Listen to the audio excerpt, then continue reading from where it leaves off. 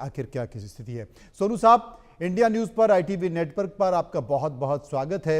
इस वक्त जो बाढ़ और बारिश की हालत है, देश में कई ऐसे राज्य हैं जो इससे प्रभावित देखे जा रहे हैं।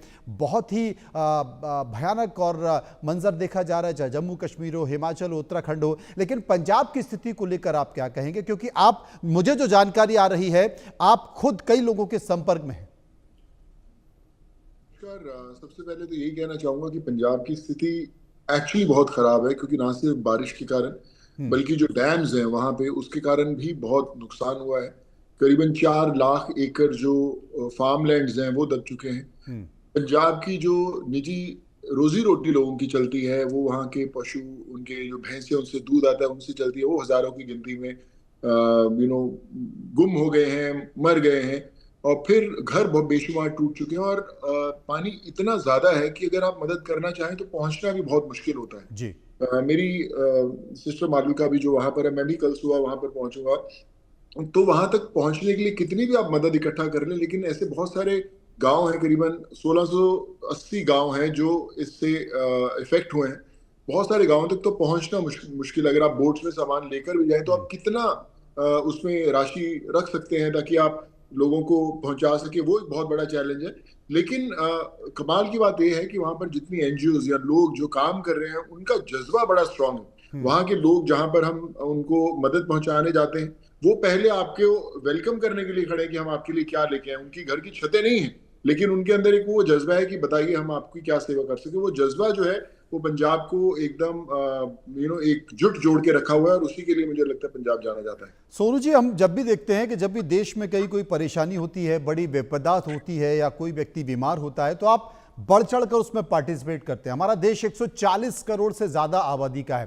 तमाम ऐसे फिजूल के मुद्दों पर इस देश में बहस होती रहती है, लेकिन जब भी किसी राज्य में या किसी जगह जो परेशानी होती है, 140 करोड़ देश के आबादी को बढ़ चढ़कर आप जैसे लोगों की तरह हिस्सा लेना चाहिए। मुझे लगता है, आपकी क्या राय?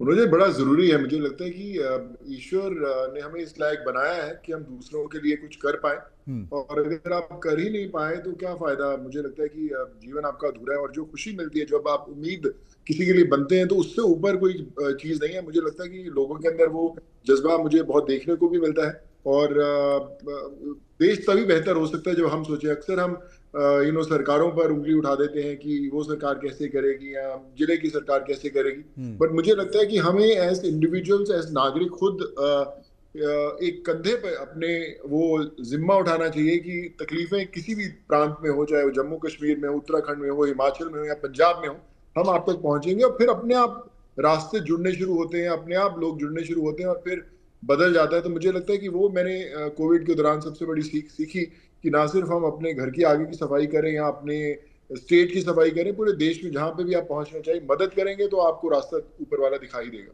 और मुझे लगता है सोनू जी, हम उस पंजाब की बात कर रहे हैं जो पूरे देश की थाली को अन्न से भरता है, और आज उसी पंजाब की धरती पर, उसी पंजाब के खेतों में अगर पानी भर चुका है, वहां की फसल बर्बाद हो चुकी है, तो मुझे लगता है कि कम से कम इस बार पंजाब की मदद पूरे देश को करनी चाहिए।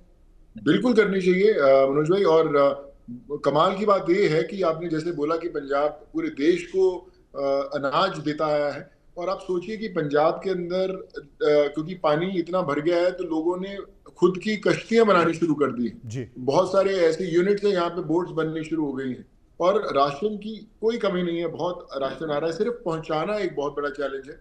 पशुओं के लिए जो कैटल फीड लगता है, उनके लिए जो चारा लगता है, उसकी एक चैलेंज था, वो भी अभी पूरा होना शुरू हो गया। लेकिन जो सबसे बड़ी जो चैलेंजेस देखने को मिलेंगे जब हम एक हफ्ते बाद, 10 दिन बाद इसके बारे में कम बात करना शुरू करेंगे, तब एक्चुअल प्रॉब्लम शुरू होगी। जो अगर बीमारी की बात करें वहां पर, या लोगों के जो घर टूटे हैं, आने वाले समय में सर्दियां हैं, वो घर कभी नहीं बना सकते। पंजाब के अंदर मैं हमेशा कहता हूँ कि अगर एक छोटा सा बेड बनाना हो घर के अंदर, कुर्सी टेबल बनाना हो, उसी में पंजाब का जो गरीब किसान है खुश हो जाता है कि मैंने पूरी मेहनत करके बनाया। तो आप सोचिए कि जब आपके आपके सामने पूरा का पूरा घर बह जाता है, घर टूट जाता है, और उसे कोई रास्ता नहीं दिखता। तो मैं जब कल पंजाब में जाऊंगा भी, तो मेरा भी चैलेंज यही है कि कितने की छतें बना सकें, कितने लोगों के इलाज करा पाए। बहुत सारे ऐसे मनोज भाई गांव हैं जहां पर लोगों के इलाज बहुत जरूरी है लेकिन वो पहुंच ही नहीं पा रहे डॉक्टर्स तक। सो ये सब चैलेंजेस हैं और हम मिलकर करेंगे। और मैं जो लोग भी बहुत कमाल का काम कर रहे हैं उनसे रिक्वेस्ट करना चाहूंगा कि ये जो मदद का कार्य है इसको छोड़िएगा मत, इसको कंटिन्यू रखिएगा, क्योंकि अभी नहीं, आज से एक हफ्ते, 10 दिन, एक महीने बाद सबसे ज्यादा जरूरत पड़ने वाली है आपकी। बिल्कुल आपने सही कहा। और मैं देख रहा था, रीत की स्टोरी थी जिसमें एक बच्चा है, एक छोटा बच्चा है जो बीमारी से पीड़ित है। मैं देख रहा था, आपने ट्वीट भी किया था उसकी मदद के लिए, उसके इलाज के लिए। वो एक बड़ा भावनात्मक पल है। आपने सही कहा कि जब बाढ़ खत्म हो जाएगी उसके बाद जो परेशानी लोगों की शुरू होगी, लोग बीमारी से ग्रस्त होंगे, तमाम तरह गंदगी होगी, वो एक बड़ी चुनौती होगी, खासकर अस्पतालों के लिए, मेडिकल फैसिलिटी को लेकर। बिल्कुल भाई, जैसे वो आप जिस बच्चे की बात कर रहे हैं, मैं कल वहां पर उनके घर भी जाने वाला हूँ। मुझे जी। पता है थोड़ा मुश्किल है लेकिन मैं जाने वाला हूँ। जी। लेकिन आप सोचिए कि उन माता पिताओं की कितनी मुश्किल समय होगा कि वो बच्चे का इलाज कराने के लिए पहुंच ही नहीं पाते, या उनके पास पैसे ही नहीं है। जो फसल बीज रहे थे जिससे अपने बेटे का इलाज कराएं, वो फसल डूब गई है। जिस घर में बेटे का ध्यान रखते तो घर की छत गिर गई है। सो इस समय में अगर हम मिलजुल कर आगे उनकी मदद के लिए नहीं आएंगे तो फिर तो मुझे लगता है कि हमारा जो जीवन है वो व्यर्थ है। और मुझे लगता है सोनू भाई, सबसे बड़ी जो चिंता की बात है, क्योंकि जो पंजाब में दिखाई दे रहा है, पहाड़ों जी से जो पानी आ रहा है, जिस तेजी के साथ पानी आ रहा है, नदियों में उफान बना हुआ है, मुझे लगता है कि पर्यावरण फिर वही चिंता की विषय है जिस पर शायद सरकारों का ध्यान सबसे अंतिम समय में जाता है और वही चुनौती बन जाता है और इतनी बड़ी त्रासदी लेकर आता है। मुझे लगता है कि जो सबसे बड़ी सीख हम सबको सीखनी चाहिए, या सरकार को या लोकल बॉडीज को सीखनी चाहिए, वो है वहां का ड्रेनेज सिस्टम। आज जब डैम्स में पानी बढ़ा और पूरे गांव में भर गया, तो अगर ड्रेनेज बहुत कमाल के होते तो शायद होता नहीं। तो मुझे लगता है इस सीख से, जो हमें बहुत महंगी मिली है सीख, लेकिन हम आने वाले समय में अगर वो ड्रेनेज सिस्टम पूरे उन सिटीज का बेटर कर पाए तो मुझे लगता है कि इतना बड़ा नुकसान नहीं होगा। ये बड़ा मुद्दा आपने कहा है, क्योंकि जो देश की आर्थिक राजधानी है मुंबई, वो भी ड्रेनेज सिस्टम से परेशान है। वहां पर सड़कों पर पानी भरा हुआ है। गुड़गांव की स्थिति देखिए, हाईटेक सिटी कहा जाता है, लेकिन वहां किलोमीटर तक पानी भरा हुआ है। यही स्थिति दिल्ली की है, जहां पर लुटियन जोन में हमारे देश के केंद्रीय मंत्री, प्रधानमंत्री, तमाम लोग रहते हैं। 1 घंटे अगर बारिश हो जाए तो वो झील और तालाबों में तब्दील हो जाता है। हम स्मार्ट सिटी की बात तो करते हैं, लेकिन हमारे देश में इन्हें शहरों का ड्रेनेज सिस्टम ठीक नहीं है। मुझे लगता है सरकारों को बड़े काम की जरूरत है।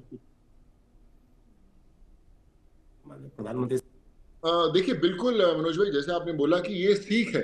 हमें जो भी जिंदगी में परिवर्तन आते हैं कोई ना कोई एक पाठ पढ़ा के जाता है। तो मुझे लगता है इन बारिशों ने, इन त्रासदी ने हमें एक पाठ पढ़ाया है कि हम अपने देश को, दिल्ली की बात हो, मुंबई की बात हो, पंजाब की बात हो, या किसी की, ड्रेनेज सिस्टम पे तुरंत काम शुरू होना चाहिए और अगले 6 महीने के अंदर वो बदलाव आने चाहिए, ताकि उसके बाद बोले कितना भी पानी आए ना करें। तो मुझे लगता है कि अगली बार हम जब मिले तो हम इस बार में तारीफ करें कि ड्रेनेज सिस्टम कितना कमाल हो गया, रेदर देन ये कि भैया देखिए वापस दिल्ली की सड़कें और मुंबई की सड़कें झीलों में परिवर्तन हो गई।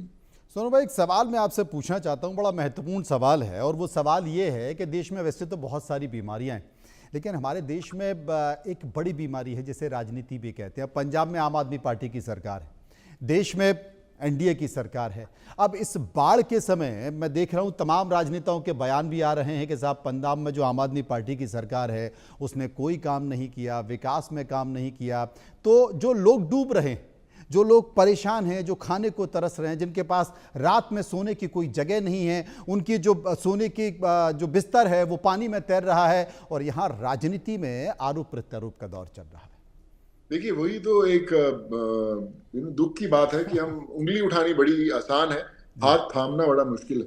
ये उंगली उठाने का समय नहीं, हाथ थामने का है। मुझे लगता है जब भी कोई राजनेता, चाहे वो किसी भी पार्टी का, किसी भी स्टेट के इस बाढ़ के से प्रभावित घरों में जाता है, तो वो घर टूटी छत देखकर ये ना कहे कि भैया बहुत बुरा हुआ, वो कहे ये छत मैं बनाऊंगा, अगले 10 दिन में काम शुरू होगा। तो अगर आप सोचिए कि एक एक नेता, एक एक बिजनेसमैन, एक एक कॉर्पोरेट एक एक छत का जिम्मा ले ले, तो फिर तो वापस किसी भी स्टेट को बनने में समय नहीं लगेगा। तो मुझे लगता है कि उंगली नहीं उठानी चाहिए।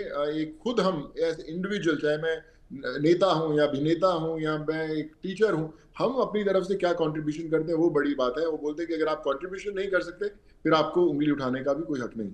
सोनू जी, इस देश में बहुत सारी बड़ी बड़ी कंपनियां हैं, देश में बड़े बिजनेसमैन हैं, उनका CSR फंड भी होता है। ऐसा नहीं है कि नहीं करते, वो लोग भी तमाम इस तरह की मदद करते हैं। बहुत से ऐसे लोग हैं, लेकिन उनमें चंद मुट्ठी भर लोग और मुट्ठी भर कंपनियां हैं जो इस तरह की विपदा में तुरंत सामने आ जाती है कि नहीं, आज इन्हें ज़रूरत है तो हमें अभी और आज ही इनकी मदद करनी है। ये भीड़ बहुत कम है। मैं आपको लेकर, आप मेरे सामने हैं, मैं इसलिए नहीं बोल रहा हूं, आप मेरे चैनल पर, मैं इसलिए नहीं बोल रहा हूं, लेकिन आपके अंदर ये जो पीड़ा है, ये जो मर्म है, ये आखिर आया कहां से? क्योंकि कोई भी विपदा, कोई भी परेशानी होती है, सोनू सूद आके खड़े हो जाते हैं। मनोज भाई, मैं थोड़ा सा श्रेय अपने माता पिता को भी देना चाहूंगा। मेरी मदर हमेशा सारी जिंदगी बच्चों को पढ़ाते हैं। मेरे फादर की कपड़े की शॉप थी जहाँ पे लंगर सारी जिंदगी लगता रहा है, तो आई थिंक उन्होंने कुछ सिखाया था और ऊपर वाले ने शायद जरिया चुना, इसलिए मैं कर पाया और करता रहूंगा। मैं अभी भी आपकी कॉल ज्वाइन करने से पहले और अभी भी आपकी कॉल के बाद मैं अपने जितने ब्रांड्स मैंने साइन किए उन सबसे फोन कर करके मैं बोल रहा था कि चलिए पंजाब को वापस खड़ा करना है, बनाना है, वहां पे लोगों को भैंसें देनी है, उनके घर बनाने हैं, उनकी छतें बनानी है। तो लोग आते जरूर है, पर ये है कि आपको चाबी तो भरनी पड़ती है। कोई कई बार आदमी बैठता है और वो चुस्त नहीं हो पाता, जब आप चाबी भरेंगे तो फिर वो पहुंच तो जरूर जाएगा। तो ये बस थोड़ा सा जिम्मा उठाना पड़ता है कि चलिए मिलके करते हैं। 10 बार लोग ना बोलेंगे लेकिन 11वीं दफा हाँ जरूर बोलेंगे। कभी कभी थोड़ी परेशानी भी होती होगी, क्योंकि कहीं भी कोई परेशानी होती है, देश में कुछ संकट होता है, तो लोग कहते हैं यार सोनू सूद को फोन लगाओ यार, वो सबसे पहले मदद करेंगे। नहीं मनोज भाई, परेशानी नहीं होती। जब हाँ। बोलते हैं कि जब आपके कंधे पर एक विश्वास रूपी ताकत होती है तो रास्ता भी ईश्वर खुद ही निकालता है। तो मुझे लगता है कि अगर लोग सोचते हैं कि मेरे उनसे बात करने से उनकी परेशानी दूर हो सकती है, तो मुझे लगता है कि ईश्वर ने बहुत सही काम के लिए मुझे चुना है। पंजाब के मुख्यमंत्री से इस बीच आपकी बातचीत हुई, चर्चा हुई बाढ़ के विषय मेरी को लेकर? मेरी मनोज भाई बात नहीं हुई। मेरी किसी भी राजनीतिक दल या किसी से बात नहीं हुई। मैं ग्राउंड लेवल पे, जैसे मैंने बताया, मेरी सिस्टर वहीं पे है इस समय, और मैं छोटी छोटी जो गांव हैं, उनके मुखिया हैं, उनके सरपंच हैं, उन सब से बातचीत कर रहा हूँ। उनकी लिस्टें ले रहे हैं हम लोग कि हर गांव में क्या क्या तकलीफें, किन किन के क्या क्या नुकसान हुए, जिसको हमें लेने में करीबन 20-22 दिन लगेंगे। लेकिन फिर उसके बाद हम उन लिस्टों को टिक मार्क करना शुरू करेंगे कि उनकी जो प्रॉब्लम्स है उसको कैसे सॉल्व किया जाए आने वाले कुछ हफ्तों और महीनों में।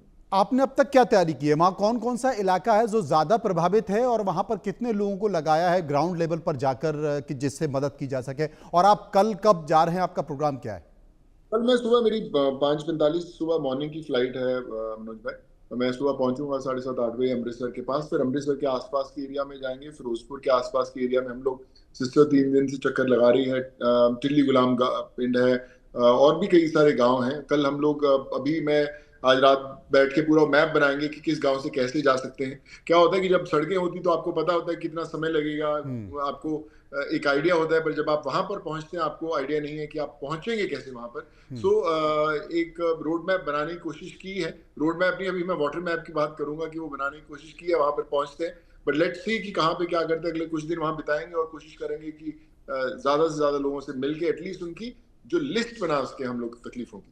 कुछ और भी एनजीओज आ रहे हैं आपके साथ इसमें मदद करने के लिए?